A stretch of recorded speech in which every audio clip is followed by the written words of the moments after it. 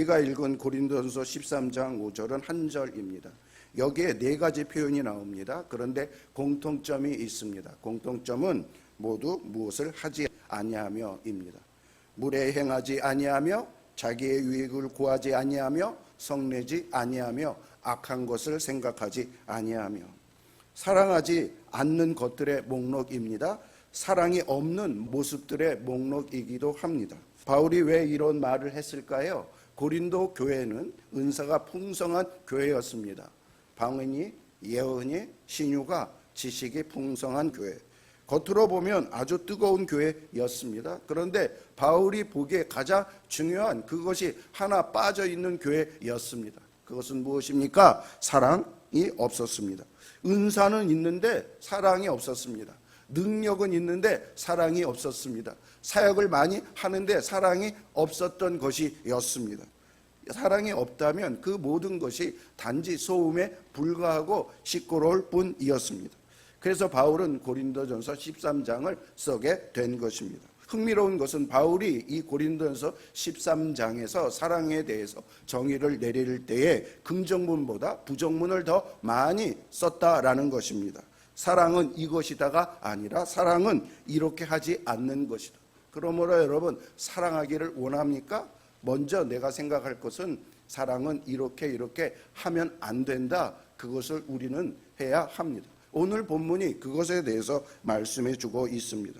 고린도 교회가 이런 일들을 했기 때문에 바울은 사랑하는 공동체가 되기 위해서는 이런 것들이 교회 안에서는 있어서는 안 된다, 이렇게 말씀하는 것입니다. 그들은요, 무례했습니다. 자기의 유익을 구했습니다. 그리고 화를 잘 냈습니다.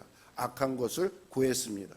바울은 고린도전서 13장을 기록하며 그것을 그들에게 들이밀었습니다. 그랬더니 그들에게 거울로 이러한 모습들이 비춰지게 된 것입니다. 그런데 여러분, 이 말씀이 2000년 전 고린도 교회만 해당되는 말씀이겠습니까? 한번 우리의 모습들을 돌아봅시다.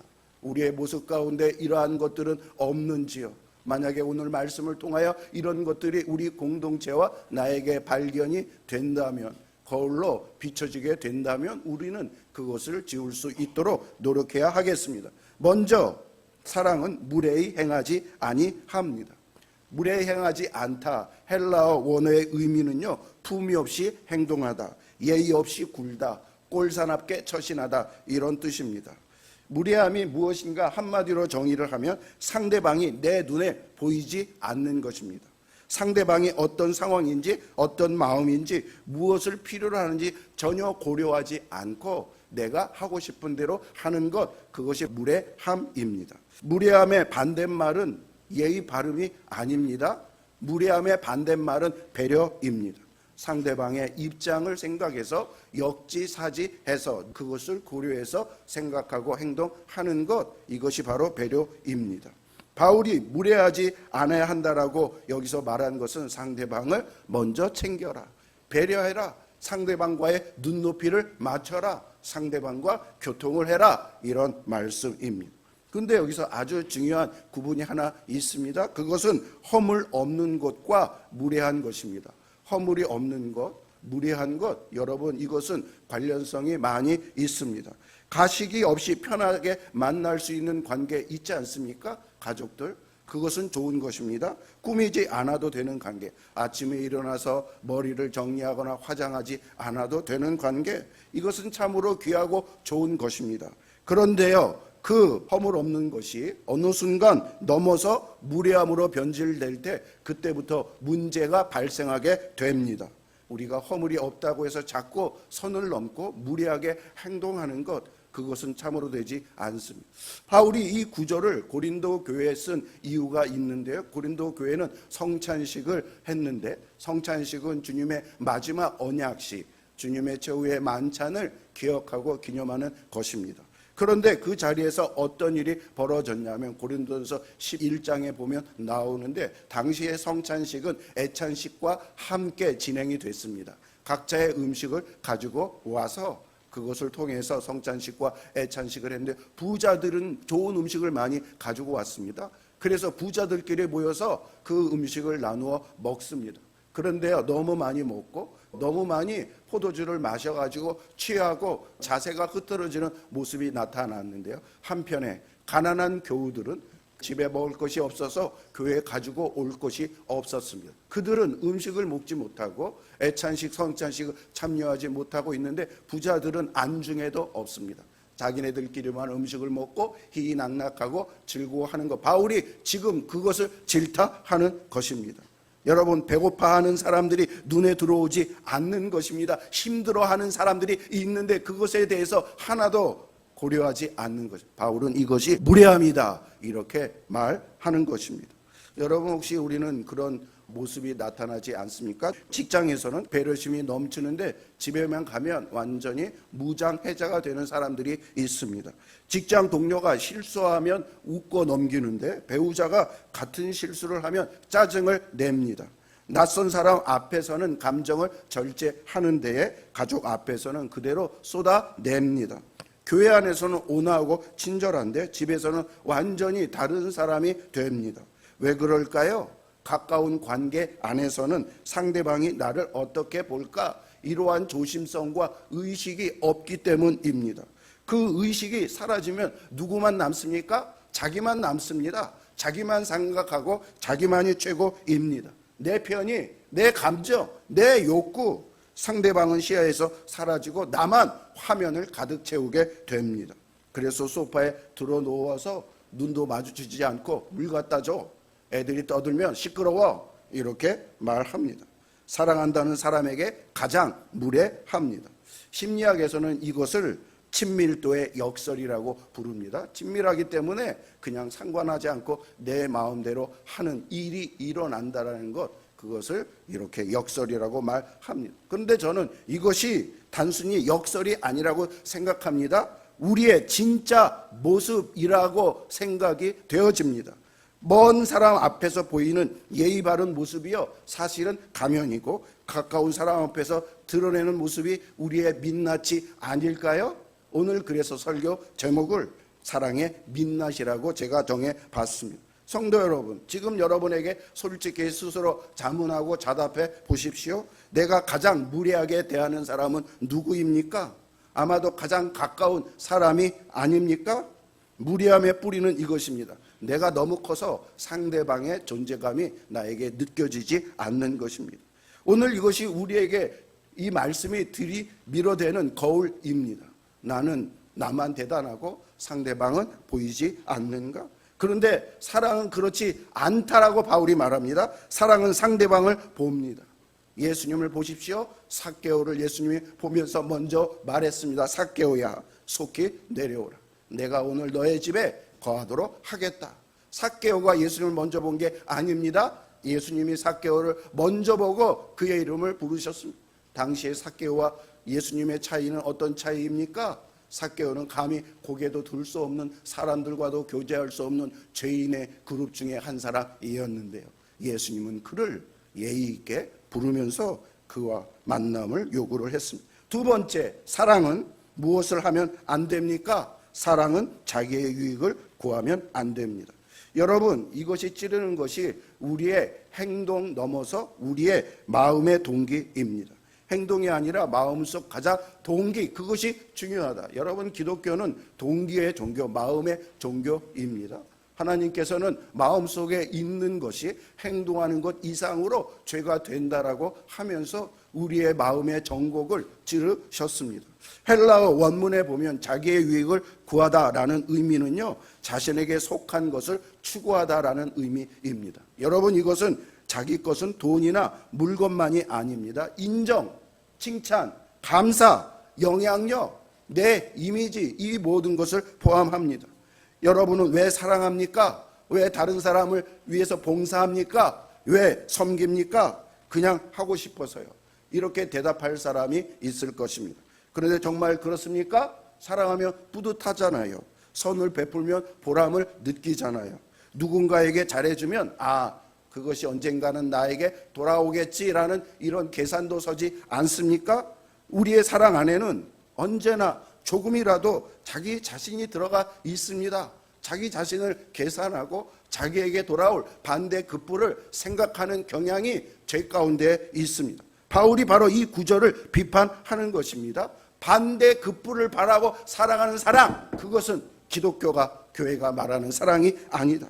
돌려주기를 받기를 기다리는 사랑, 인정받기를 원해서 베푸는 사랑, 계산하는 사랑, 그것은 사랑이 아니다라고 말씀을 합니다. 겉모습은 똑같아요. 속에 무슨 마음을 갖고 하는지 모르지만 그러나 주님은 아시지 않습니까? 너는 너를 위해서 그런 행위를 한 것뿐이다, 이렇게 말씀할 수가 있다라는 것입니다. 이 사랑은요 결국 청구서가 됩니다. 나는 이 교회를 위해서 이렇게 헌신했는데, 나는 가족을 위해서 이렇게 희생을 했는데, 그 말 뒤에는 뭐가 있습니까? 보상이 있어야 된다는 기대가 있어야 돼. 근데 그런 거 안 해주면 어떻게 합니까? 교회를 어지럽게 하고 시험 들게 하고 급기야 교회를 나가는 그런 불상사까지 일어나는 일들이 일어나고 있습니다. 기대가 채워지지 않으면 섭섭함이 되고 상처가 되고 분노를 바랍니다. 생각해 보시죠, 여러분. 다시 한번 내가 하는 봉사 뒤에, 내가 드리는 헌금 뒤에, 내가 드리는 기도 뒤에 혹시 무언가를 기대하고 있지 않습니까?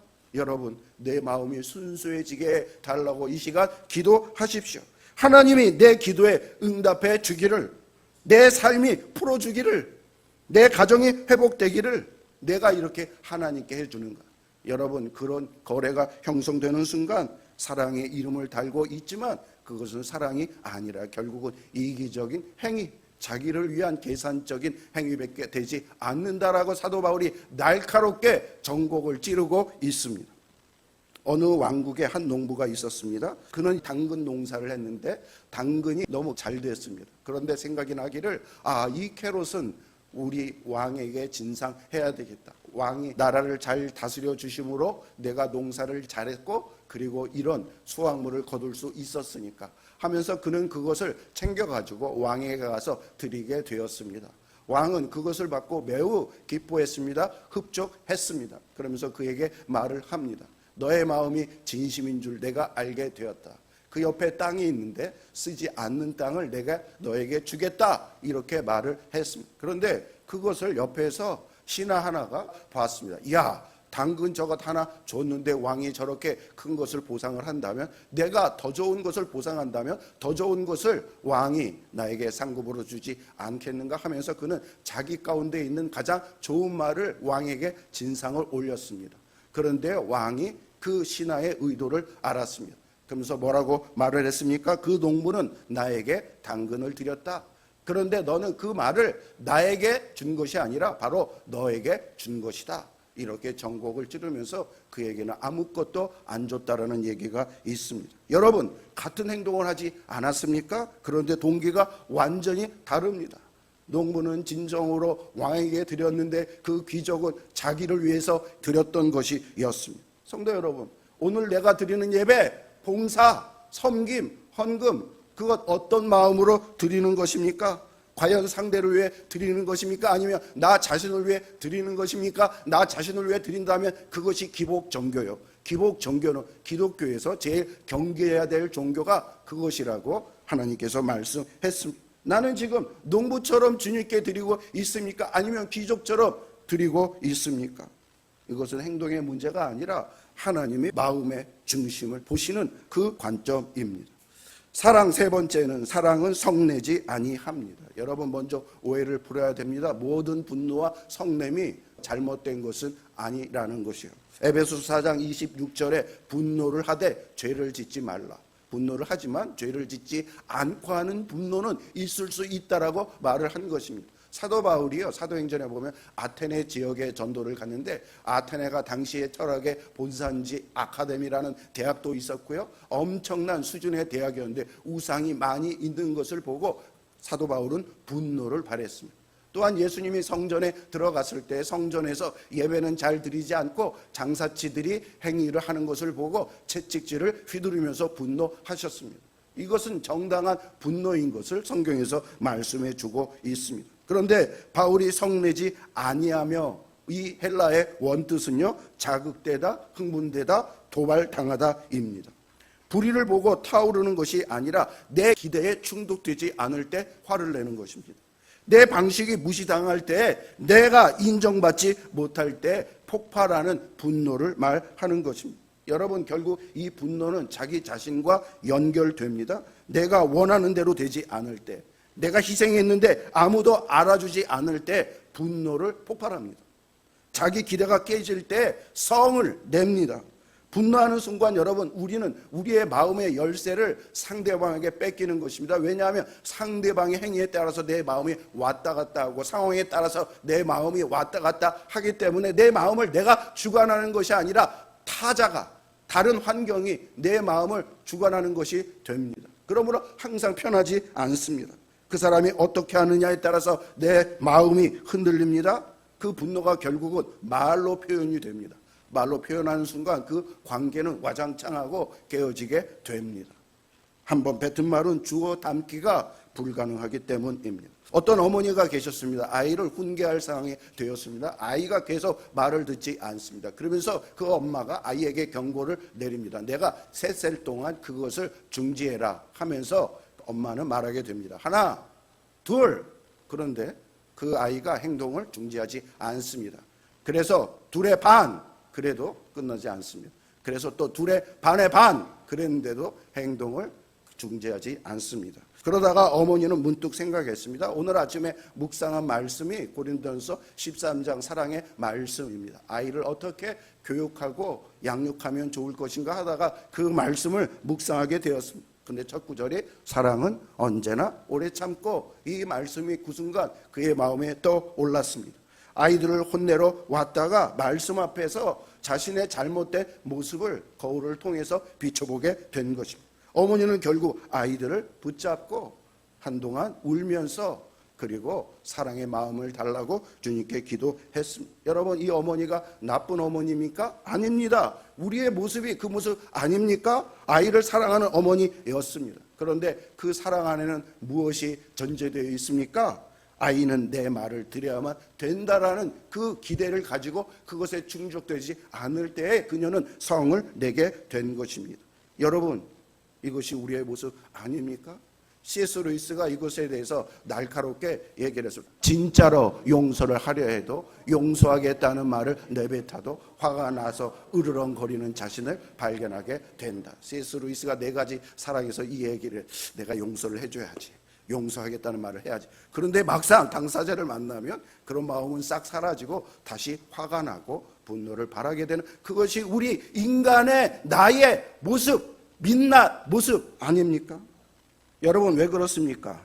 왜 용서가 잘 안 될까요? 그것은 내 마음속에 장부가 있어요. 파일이 있어요.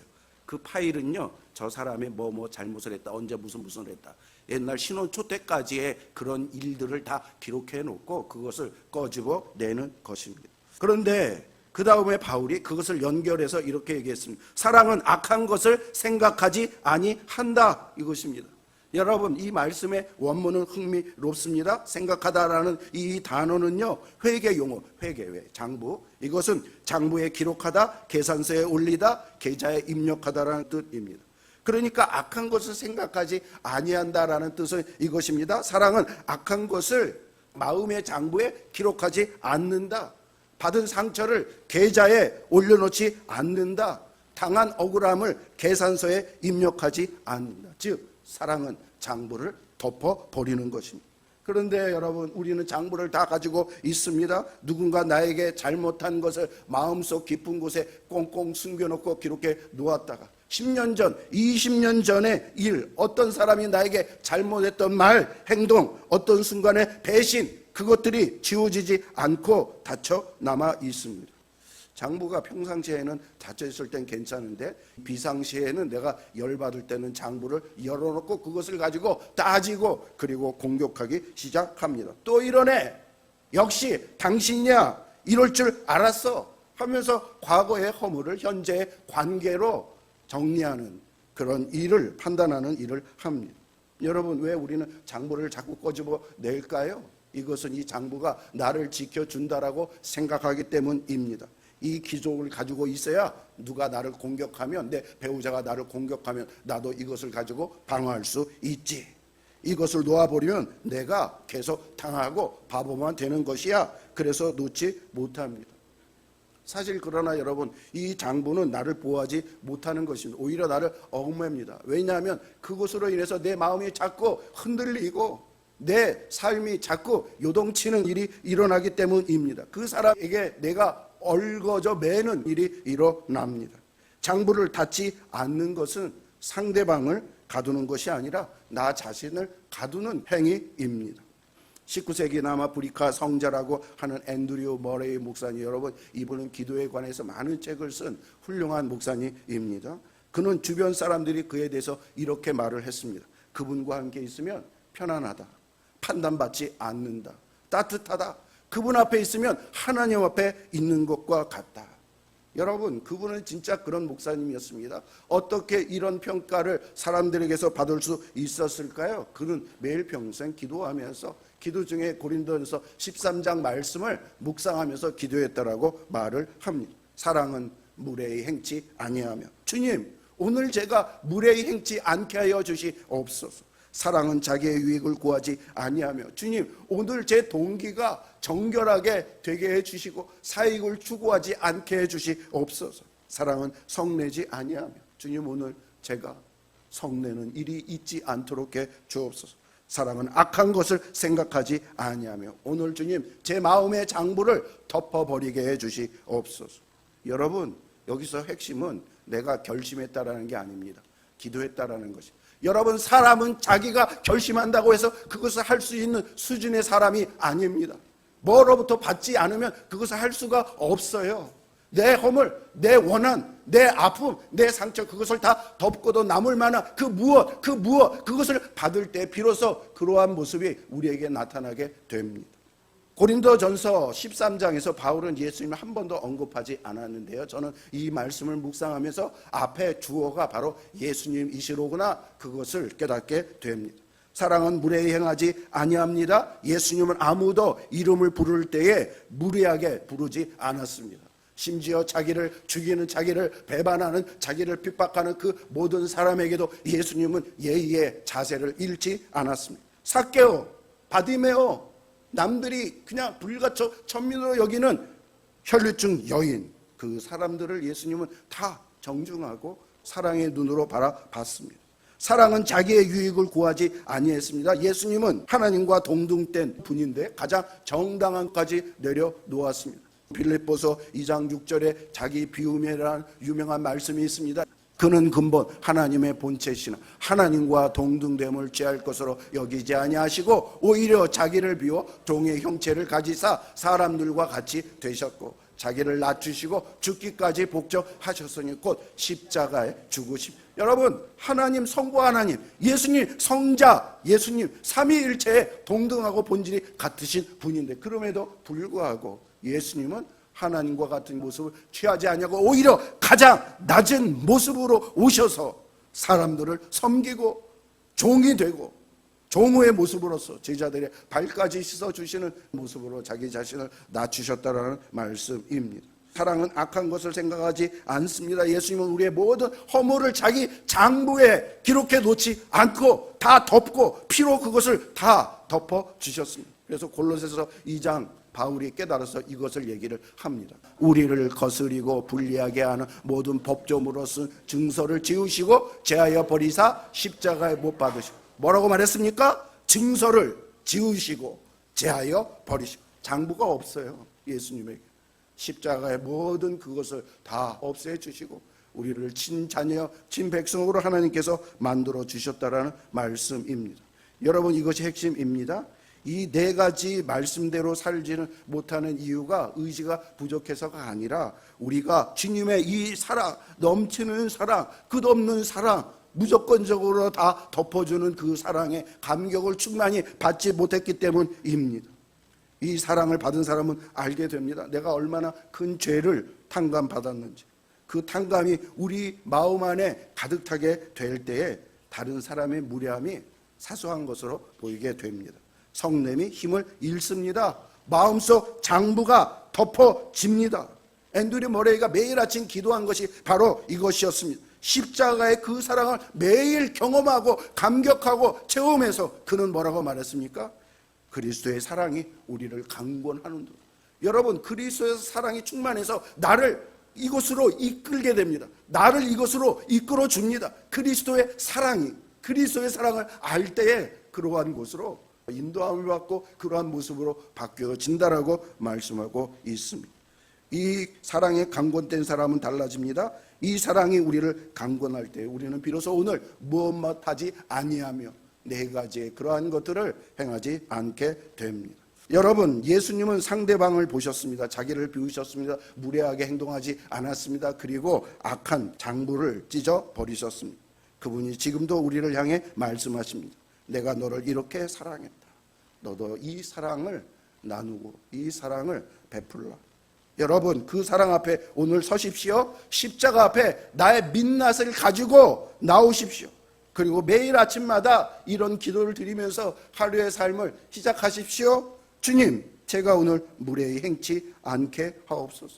오늘 나의 유익을 구하지 않게 하옵소서. 오늘 성내지 않게 하여 주옵소서. 오늘 내 마음의 장부를 덮게 하여 주옵소서. 이것이 사랑의 시작입니다. 이거는 결심으로 되는 게 아니라 하나님의 은혜여 기도로 됩니다.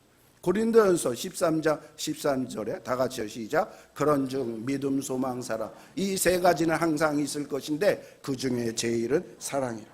사랑이 제일인 이유는 사랑이 하나님 자신이기 때문입니다.